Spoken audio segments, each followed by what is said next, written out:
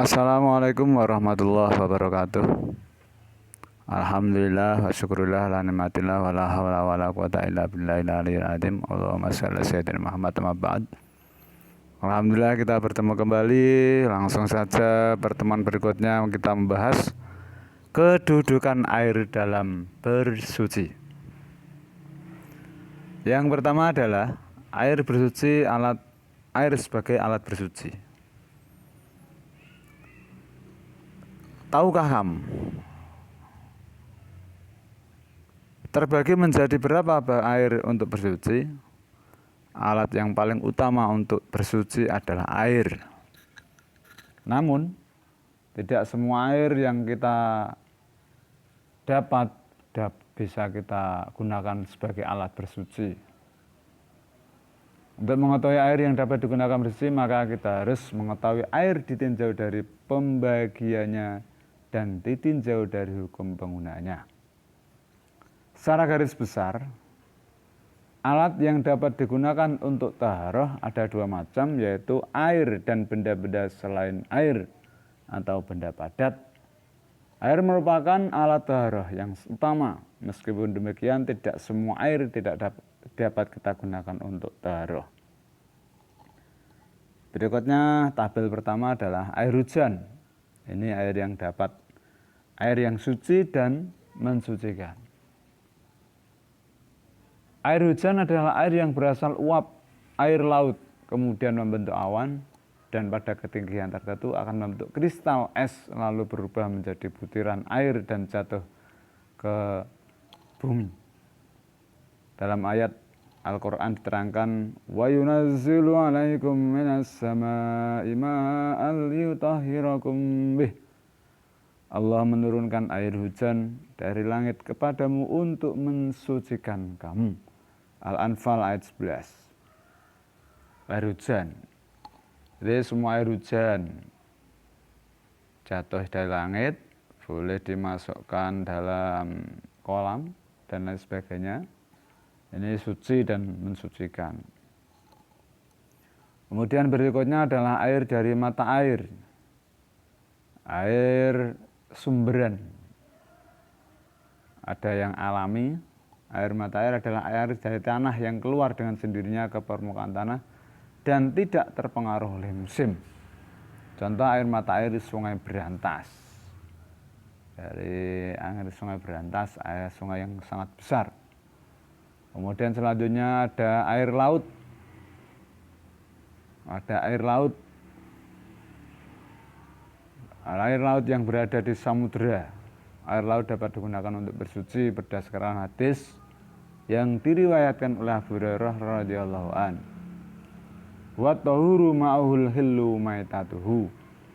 Secara singkatnya demikian.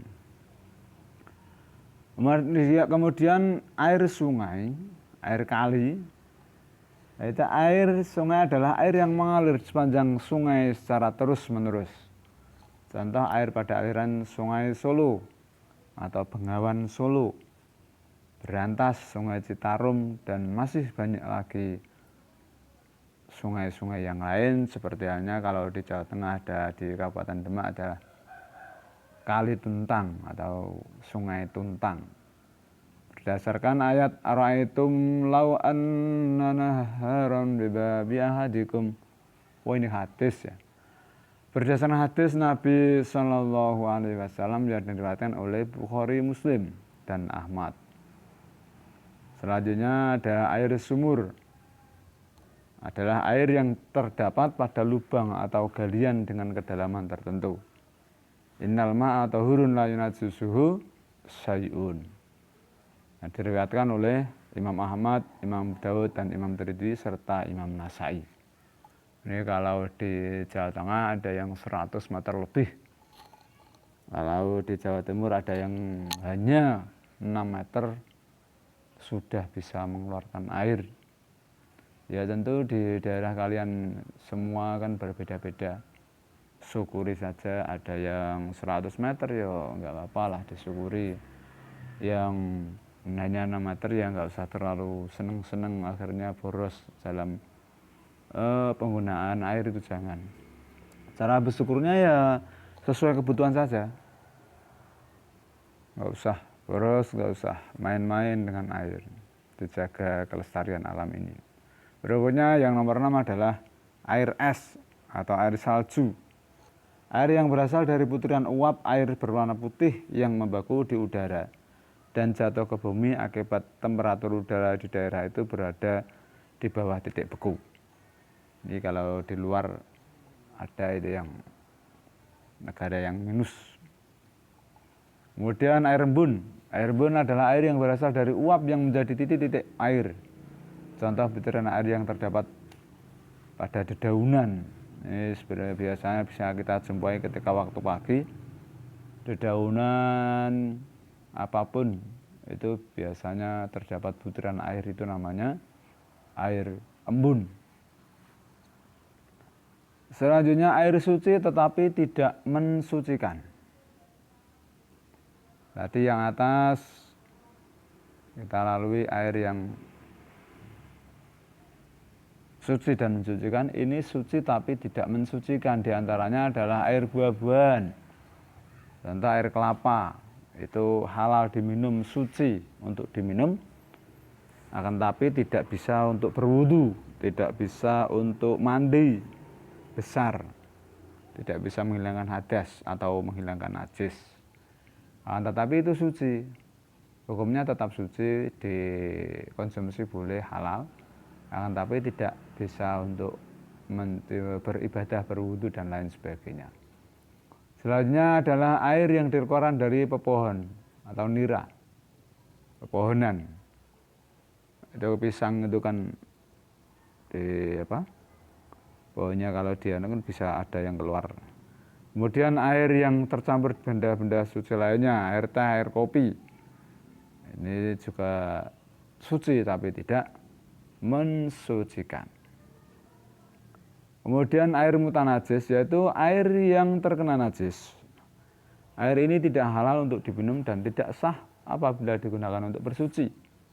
Air ini tidak dapat digunakan untuk taharah atau bersuci, baik untuk menghilangkan najis maupun hadas. Contohnya adalah air yang sudah berubah warna, bau rasanya karena terkena najis. Kemudian yang B, air yang belum berubah warna, bau dan rasanya, tetapi jumlah sedikit kurang dari kulah, yaitu kurang lebih 216 liter. Yang diterangkan dalam hadis yang diriwayatkan oleh Imam Ibnu Majah bahwa Rasulullah Shallallahu Alaihi Wasallam bersabda, Innal ma'a la yunajisu shay'un illa ma ghalaba ala rihi wa ta'mihi wa launihi. Kemudian yang selanjutnya adalah air mustakmal. Air mustakmal yaitu air yang sedikit ukurannya atau kurang dari 2 kulah dan bekas sebagai telah digunakan untuk bersuci walaupun tidak berubah warnanya. Air ini tidak boleh digunakan untuk bersuci karena dikhawatirkan sudah terkena kotoran atau najis yang dapat mengganggu kesehatan. Di mustakmal itu misalkan air yang sudah digunakan untuk berwudu dan ukurannya kurang dari kullataini atau 216, maka nantinya kalau digunakan berarti dinamakan air mustakmal. Walaupun warnanya tetap, baunya tetap, rasanya tetap, tapi sudah dikatakan air mustakmal.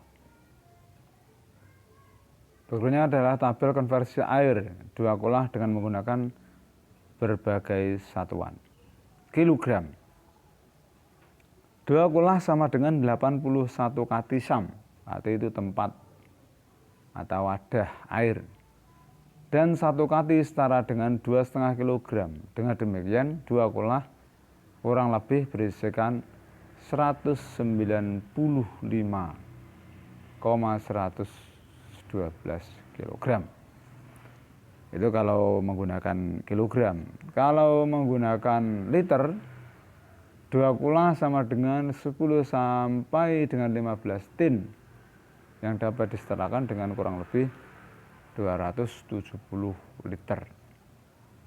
Kemudian kalau hasta, kolam penampung yang berbentuk persegi 4, maka 2 kolam air diukur dari debit kolam yang ukuran panjang, lebar, dan kedalamannya adalah 1,5 hasta yang sedang. Selanjutnya 1 hasta kurang lebih setara dengan 45 cm, sehingga panjang, lebar, dan kedalaman masing-masing berukuran 56 cm. Jadi 56 cm ini sudah bisa untuk wudhu, akan tetapi ya jangan itu terlalu pres gitu ya, paling enggak ya 60 atau 70 cm lebar, dalam, dan panjangnya. Itu kalau panjang lebar. Kemudian kalau dalam penampungan yang melingkar, dibutuhkan debit air yang tertampung dalamnya adalah 2 hasta atau 90 cm dan diameternya adalah 45 cm. Ya perlu dia pahami. Kemudian adalah air musamas, yaitu air yang makruh dipakai bersuci. Yang termasuk air jenis ini adalah air yang dijemur terkena panas matahari dan disimpan dalam bejana atau bak penampungan wadah. Artinya air tersebut memang disengaja untuk dipanaskan kemudian bersuci. Lah ini hukumnya makruh untuk digunakan untuk taharah. Cukup pertemuan ini kita akhiri dulu. Jadi kesimpulannya adalah air ada bagi menjadi 2, ada suci dan mensucikan, suci dan tidak mensucikan. Terima kasih, kurang lebihnya minta maaf. Wassalamualaikum warahmatullahi wabarakatuh.